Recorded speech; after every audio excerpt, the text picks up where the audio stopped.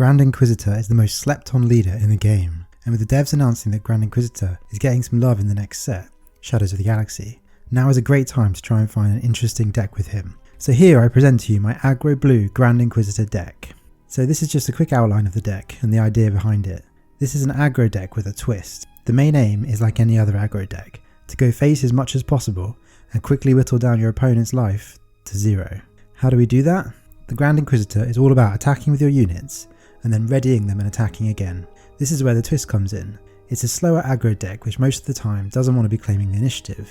You want to move slower than your opponent, wait for them to do their thing before readying your units and going again when they can't do anything to stop you. But to do this, it takes an action and dealing 2 damage to your own unit, and they have to have less than 3 power. So in this deck, we're trying to play things that synergize with this strategy, playing things that want to be damaged, things with powerful effects on attack, so we can use them twice, and playing some powerful upgrades so that when we attack on that second go, we're dealing massive damage. We're also running the base that gives you a shield, so that after you've damaged one of your important units, you can shield them up and protect them so they can go again. The deck runs a lot of 2 and 3 cost ground units, and so your draws are going to feel really consistent.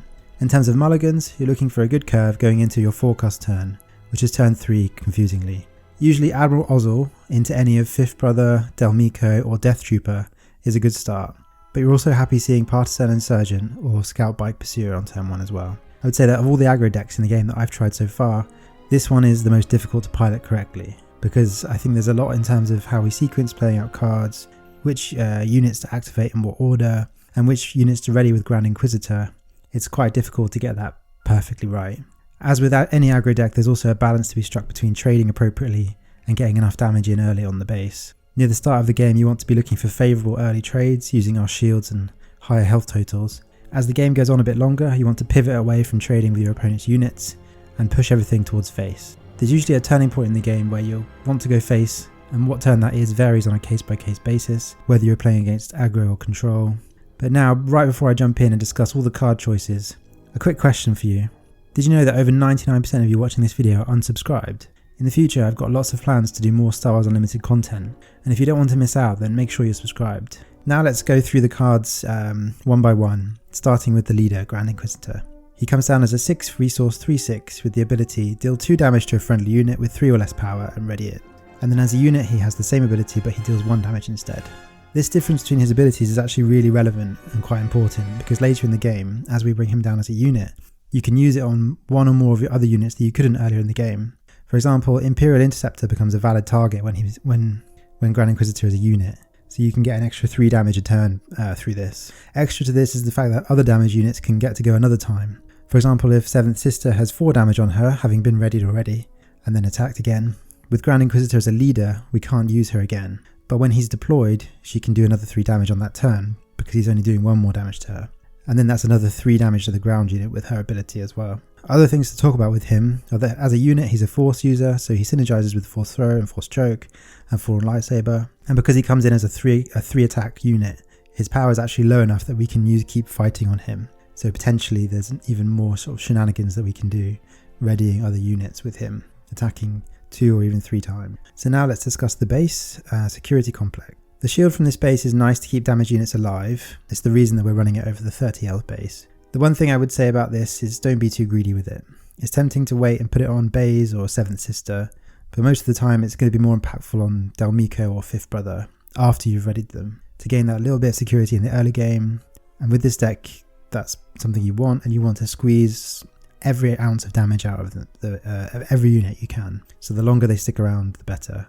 And units like Delmico, which have a passive ability to keep it around longer, is just much stronger.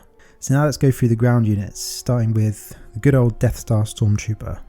You can't really go wrong with this little guy. He's great on turn 1, as he can trade with nearly everything at that stage of the game. He's great slotted in alongside another unit on later turns, and he also synergizes with the next card that we're going to talk about, which is Admiral Ozzel. When I first saw Ozzel, it's a funny name, isn't it? Ozzel. I was underwhelmed to say the least, and even the first few times I tried playing with him, I didn't think he was that good, but I've kind of come around on him a little bit. Sure, his action does require you to exhaust him, and you might only be gaining 1 damage as you're bringing in units with 3 rather than 2 attack, but when you can bring in cards like 5th Brother and 7th Sister, who either synergize with Grand Inquisitor, or who have powerful on-attack effects, it's really quite useful to have them ready to go on the turn that you play them. He's also just got base stats for his cost. He's a 2/3 for 2. so you don't really lose much by playing him out on curve. Another Imperial Admiral that I wasn't sure and I'm still not quite fully convinced by is Admiral Motti. The key thing with him is that his ability isn't limited by power level, and so he can be used as a finisher sort of on the odd occasion. This is why I only play him as a 2 of, as he's really situational. The ideal scenario is that you've played Fallen Lightsaber on any of your units basically. You get to attack with that unit, and then with Grand Inquisitor's ability, you play down Motti and you kill him off and ready that unit and go again, dealing sometimes up to 12 damage with one unit. Having said that, he can be one not to get too greedy with as well. If he stays on the board and you can trade him in, being able to ready anything with him is a good play, and is usually worth his 2 resource costs, I would say. He's definitely what you would consider a flex slot, as he's sometimes a dead card in hand, but then you can always just resource him if you need to. If you were trying to consider something else to make your aggro draws a bit more consistent and sort of taper down on the combo element of the deck, I would say you could swap him out with Benthic 2 Tubes. Benthic 2 Tubes? That's quite hard to say. Partisan Insurgent. So I included these guys because of their high health. They can take a ready hit from Grand Inquisitor without dying, and because we do play quite a few red units, which allow them to make use of their Raid 2 ability, I think they're quite good. I'll admit they're not that strong, but there just aren't that many other options at the moment with the limited card pool. If you really wanted to, you could take them out for a space unit. Even something like a TIE Fighter might be quite good. Scout Bike Pursuer. So this is an unassuming card that I don't think fits into many decks, but it can work quite well with Grand Inquisitor. Playing it down on turn 1 means you get to attack with a 3-2 straight away with Grand Inquisitor's ability. If you're not going to be too greedy with it, you can give it a shield as well, which means it can trade with most turn 1 players and give you some board advantage from the first turn as well. And there's not much more to say about it than that really. Snowtrooper Lieutenant. I didn't initially put this guy in the deck because when I started making it I thought it was going to be sort of a more mid-range / combo late deck, but it turned into more of an aggro deck. So the Snowtrooper Lieutenant is actually really useful to just push a bit more damage to the base, or to be able to trade up into something big that we need to get rid of. It's actually worked out a lot better than I initially suspected. Del Miko. I initially had the 3-cost 2/4 with a shield in this spot. I don't necessarily think that either's better than the other. But what I like about Del Miko is when you have the initiative on turn 2, he prevents the opponent from playing resupply or waylay or open fire without being traded into. So if you can get a shield on him, he can be really annoying for an opponent and can shut down a lot of their early plays. He's also got quite respectable stats with 3 damage, and he can take a ready hit from the Grand Inquisitor without dying. His Restore 1 isn't really relevant in an aggro deck, but in the odd race it might make the difference. All around he's quite a solid card, and he's a nice little bit of disruption. He has an effect that no other card in the game has actually. It's quite a good one.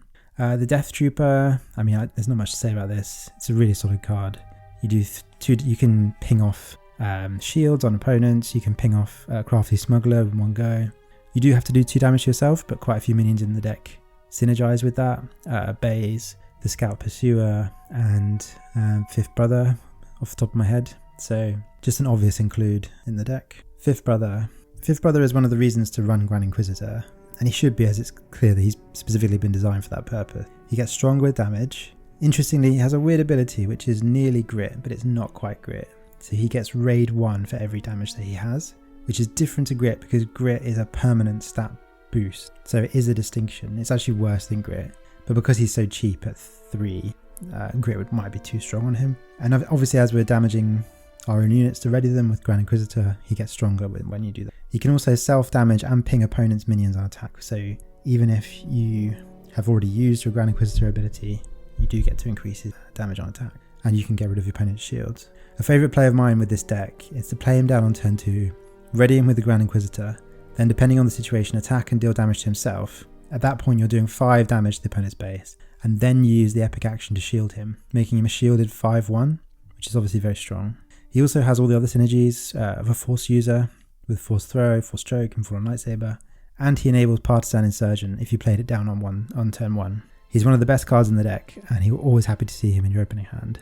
The next one is a bit of a spicy one. I haven't seen a single other deck list running base since I started playing, and I get it, he does seem pretty weak. In fact, the 4-drop slot is definitely the weakest in the game. There are very few must-play 4-drops. The only exception that I can think of is probably K2SO. Can you think of any others? Let me know in the comments. But Baze feels right at home in this deck. For starters, he has grit, which means every damage he takes he gets +1 to attack. Secondly, his starting attack of 2 lets him be hit by Grand Inquisitor's ready ability when he comes down. And thirdly, his 5 health starting point is really good because he's difficult to kill on the turn he comes down. And even once you've hit him with Grand Inquisitor, he still has 3 health left. Whack a shield on him at that point and he's really scary. Next up is Seventh Sister. This is the second card that was designed in tandem with Grand Inquisitor, clearly for thematic and gameplay reasons, and she's the second real reason to run this deck, or to play a Grand Inquisitor list, I should say. She's one of the strongest units in the deck. If you manage to get her to stick around, she can often ready 2 or even 3 times as she has enough health to survive a GI proc, followed by another Grand Inquisitor proc, and then either keep fighting triggers her, or you can use Grand Inquisitor as a unit and proc her again for one final attack. She also has Saboteur, which currently isn't super relevant against the meta decks, but against random decks that you might come across in constructed like Luke or Chewbacca, it does come in handy. And she's also a force unit, so she gets all the same synergy. So next we have the space units, and this is a short section. I'm only playing one space unit. We kind of have to accept that we're not going to have control of this arena during the game. But as the idea is to race our opponent down in the ground arena, we can kind of accept it. The one space unit we do play at least does something as soon as it comes down, and so you can ping off Cartel Spacer or an A-Wing straight away. Imperial Interceptor can't ready with Grand Inquisitor's leader ability, but an important point with this deck is to remember that when he's a unit on the board, you can ready the Imperial Interceptor because he only does 1 damage. Sometimes it's easy to forget that, but that's an extra 3 damage, and that can be the difference between winning and losing. So now let's discuss the events package, which is a mixture of cheap removal and further synergies with our cards to sort of eke out that last bit of damage. Force Throw. There's only 3 units in the deck which allow us to make full use of this card. For that reason, I've put it in as a 2-off. When you can get it to go off, it's one of the more powerful cheap removal cards in the game. Just make sure you're aware that you can target yourself, and so you can decide how much damage you're going to do. But be careful and only do this when absolutely necessary, as we can run a bit low on cards, especially sort of during turns 3, 4 and 5 due to our low aggro curve and playing out quite a lot of our things. Choosing your moment wisely is really important with Force Throw. If you suspect your opponent is holding on to something powerful like Vader, and they've been holding a card for quite a while, it can be extremely impactful if you can discard it and remove something like Boba Leader with the damage. Next up is what might be the spiciest choice in the deck, Rallying Cry. Obviously we're paying an aspect penalty for this card, so it comes down at 5 resources, but for what we want from it, that's actually not a bad cost. Because it's quite situational though, we are only running it as a 2-of. Rallying Cry is basically our late game finisher. If we have 3 or even 2 units on the board, regardless of how big they are, this lets us hit for an average of 4 to 6 extra damage, which by this point of the game should be enough to finish off our opponent. I wasn't including it in my initial list, but in a bit of in some playtesting it worked out quite well actually, and people weren't expecting it. Next up is Force Choke. It's just good solid removal. It's great at 2 costs to remove a Boba unit, Sabine Leader or Bosk. It's amazing at 1 cost with a huge tempo swing. Obviously giving your opponent card draw is a big drawback, but it's worth it to remove something important for such a low spec. Keep fighting. Another way to ready our units alongside Motti and Grand Inquisitor. In an absolute dream scenario, this means you can attack with 7th Sister 3 or even 4 times in 1 turn, which can be game winning. I only put it in as a 2-of because it's quite situational and sometimes it will just be a resource. Last up for events we have Open Fire. I don't have much more to say about this. It's 3 cost, 4 damage. It's probably the most simple removal in the game, but it's effective, so I put it in. And lastly, I play 1 upgrade. The only thing to say about Fallen Lightsaber, obviously the stats are really good, +3/+3. It synergizes with our force units, and the ping can be nice in some situations. I would say just beware that after you play it, you can't ready that unit with Grand Inquisitor. So you have to remember to sequence things correctly. So the pattern usually should be attack with the unit, ready with Grand Inquisitor, then play Fallen Lightsaber and attack again. So that's the cards of the deck, all discussed. Now let's go over some mulligan advice. So I thought that a good way to go through the mulligans for this deck would be just to show you a few mulligans on SWDB, and we can discuss what cards to keep and what cards to get rid of. So let's start by clearing this and then draw 6. So this is a good opening hand. I can already see straight away. We have lots of cheap units. We have an upgrade. This is actually quite a difficult decision on what to resource and what to keep. But thinking about what our turns are going to look like, we have a few options. So I'm probably going to keep Fallen Lightsaber unless I'm playing against maybe Boba Fett or just yellow in general, because Waylay is just so powerful against upgrades that it can be game losing to play that. But against someone like Vader, Vader Green, much more of a good play. But I think with this one, I'd have one of 2 lines really. I'd be playing Scout by Pursuer to ready it and give it a shield for a shielded 3/2 on turn 1. And then following it up with Del Meeko on turn 2, trying to disrupt my opponent. Or alternatively, the other option would be to play Admiral Ozzel on turn 1, not go for any kind of Grand Inquisitor shenanigans, and then on turn 2, exhaust Ozzel and play Del Meeko and do 3 damage, and then ready Delmico, and then shield Delmico, and then attack again and do 6 damage with Delmico on turn 2. So those are two pretty valid options. Again, depending on whether I'm playing against yellow or another color. If I'm playing yellow, I'd probably be resourcing Fallen Lightsaber and Snowtrooper Lieutenant. If I'm playing against anyone else, I'd probably be resourcing Snowtrooper Lieutenant and either of whichever line I didn't take, basically. So if I took the Scout by Pursuer on turn 1 line, I'd be resourcing Ozzel. But if I took the Ozzel line, I'd be resourcing Scout by Pursuer. Because Death Star Stormtrooper is quite a good card to keep because you can kind of slot him in alongside other cards when your resources don't quite match up. Well, that's a pretty good first draw. Let's try another one just to see what they would have been. Okay, not quite as good, but still pretty reasonable. I'd probably be playing... I'd be forced to take the Scout by Pursuer on turn 1 line, and then if we didn't draw anything good on the next draw, I'd be playing down Death Star Stormtrooper and Partisan Insurgent. So on both turns 1 and 2, we can be using Grand Inquisitor's ability. We can be readying Scout by Pursuer on turn 1 for 3 damage.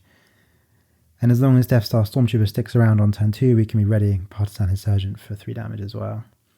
I'd probably be resourcing Rallying Cry because at this stage of the game it's a dead card. And probably, I think it's reasonable, but either Seven Sister or Keep Fighting to resource because Seven Sister is quite a long way away on turn 1. And Keep Fighting tends to be stronger in the sort of mid to late game. I think I'd probably be getting rid of Seven Sister just because we expect to draw another one by turn 4.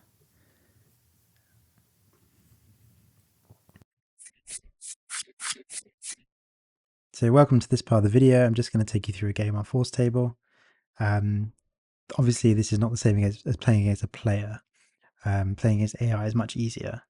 But this is more to give you an idea of mulligans and the curve, playing out, what to look for when playing out on curve, and just how the deck functions really, how to sequence things. So I'm gonna mulligan this. I do have a turn 1 play, then I don't have much to follow that up with, to be honest. So let's send this back. I think we can do better.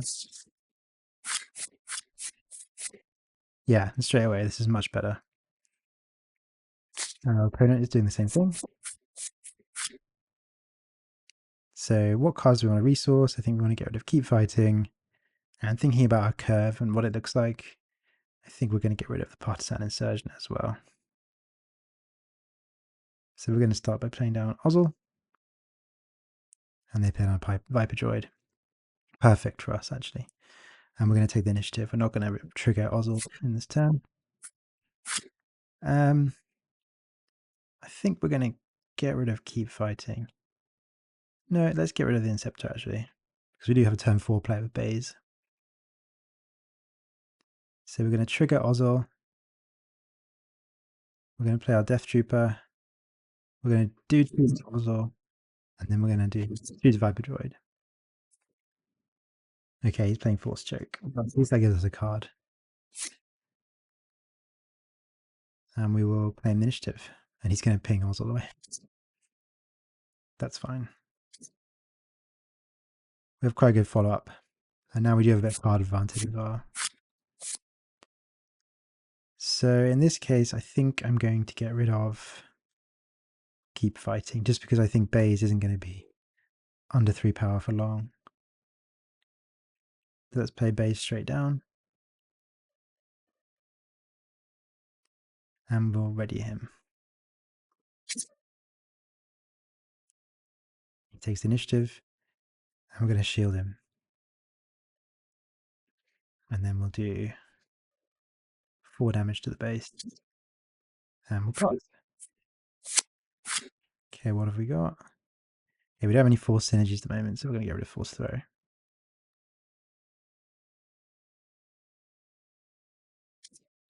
He is healing 1 with that, or healing 2, I should say, because he has initiative.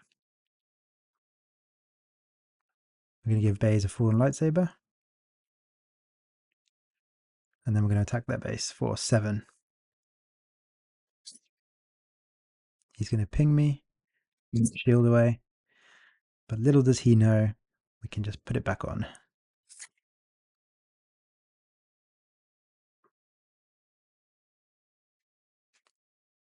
And play down a Stormtrooper. And then pass.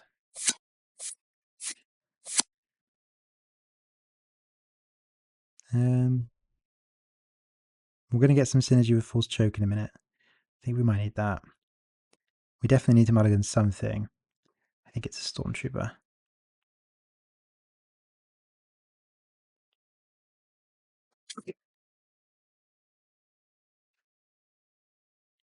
So I think we're just going to bring Grand Inquisitor straight out.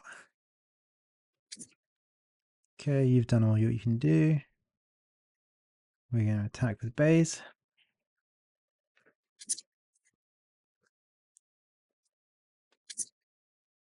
Okay, ow. In that case, we're going to play a shield on Grand Inquisitor.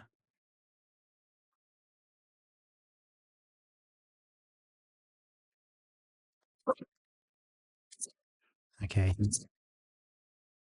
ECLing my Stormtrooper away. I can't actually trigger bays right now because his attack's too high. But we'll get the damage in anyway. He's taking the initiative, okay. So we're going to use this opportunity to get rid of both his things. Oh, silly me. Non-vehicle, I didn't see that. Oh, that's really annoying. Oh well, do it yourself. And I'll draw a card. And then we'll actually get rid of it this time. And pass. I don't think it matters at the moment, so we're just going to press done. Okay, he's got ambush.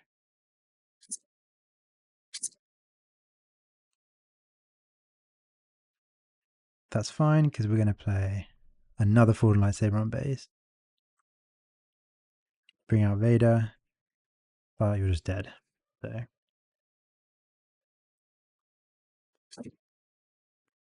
And that's that game. Okay, welcome to game 2 of the footage of this deck. Let's see how we do against Bobber. Green.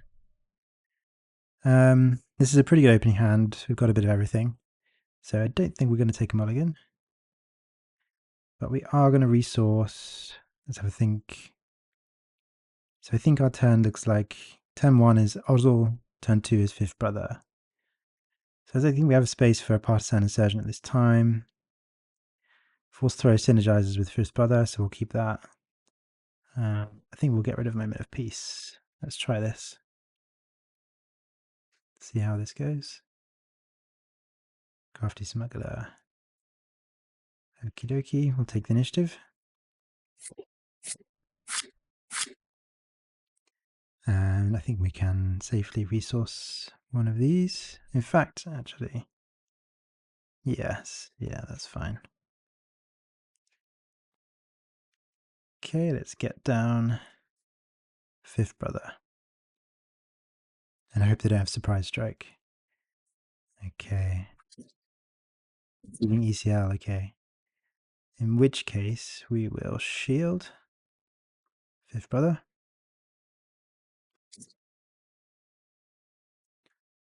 And attack the base.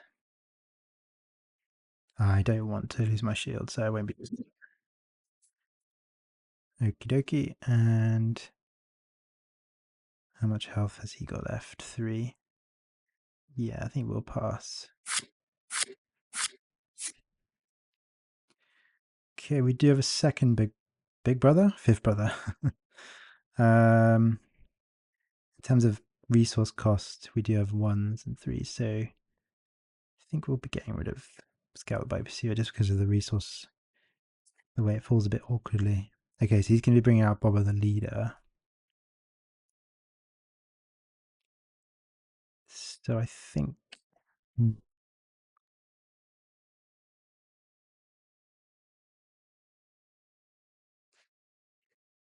let's get rid of that. And we will do the damage, and we will shield from Smuggler. Okay, surprise strike. It's fine. And now I'm just gonna trade because it makes sense.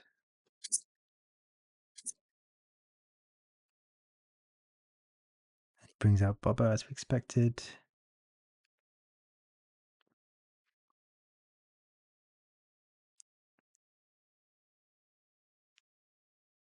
I think it makes sense to try and whip it down. He's going to attack base. And I think we do play down the Stormtrooper and lose the initiative because we can finish it off with that next turn. And we have no one to ready, so we'll pass. We do already have an Ozil in play. I think we'll just get rid of that. This isn't a great hand. Here comes Bosk. Okay. Okay, he's the wrong one. See, sometimes the AI is quite stupid. I'll get rid of Boba Fett. You can do anything. And he's claimed this. This is where Force Throw is quite good. So we will play Force Throw and target our opponent. Yeah, it's actually not effective, but we'll still be able to kill this, so that's fine.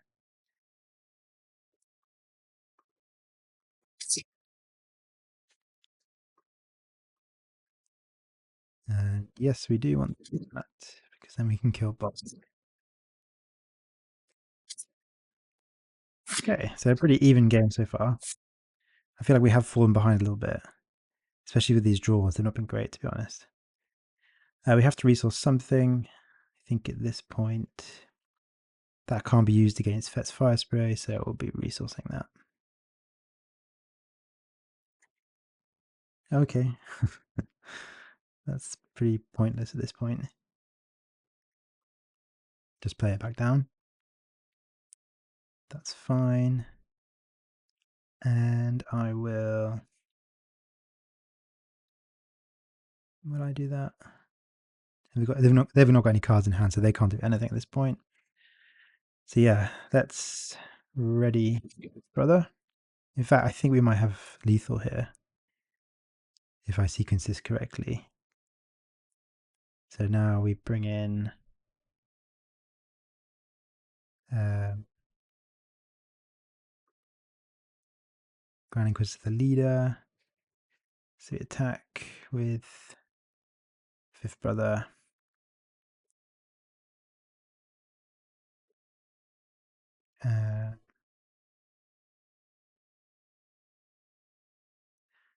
Oh, I think I might have used it wrong. See, this is where it gets a bit tricky.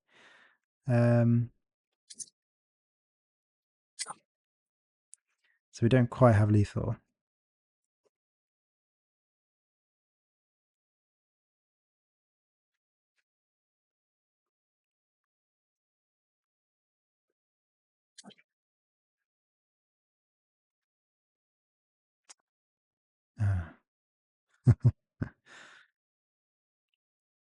Oh well. I think we're still going to win.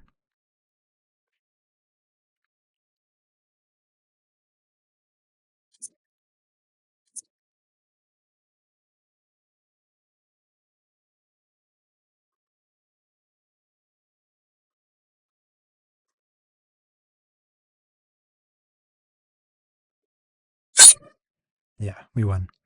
So yeah, that's where it gets a bit tricky with this deck. At the end there, the sequencing was a bit off by me actually. What I could have done was played my Scout by Pursuer, hit it with my Grand Inquisitor, and then got more damage in. Or alternatively, I could have played Rallying Cry before readying either Fifth Brother or Scout by Pursuer. I think it probably would have worked out about the same amount of damage in the end. Maybe there was a way to do a little bit more, but I don't think there was a way for me to finish off the opponent at that point of the game. But anyway, that was quite an interesting game. So there you have it. That's a couple of games with this deck against some of the stronger meta decks. Overall, I think this is, it's probably not a tier 1 deck, but it's a very strong deck. It's probably, tier 2, I would say. Grand Inquisitor is a very strong leader, and it's very fun to play with, Seventh Sister and Fifth Brother in what is essentially quite a thematic deck as well. Thank you for watching, and make sure to subscribe because I'm going to be making more Star Wars Unlimited deck techs in the future, and let me know if you've got any suggestions for decks you want me to try. Thank you.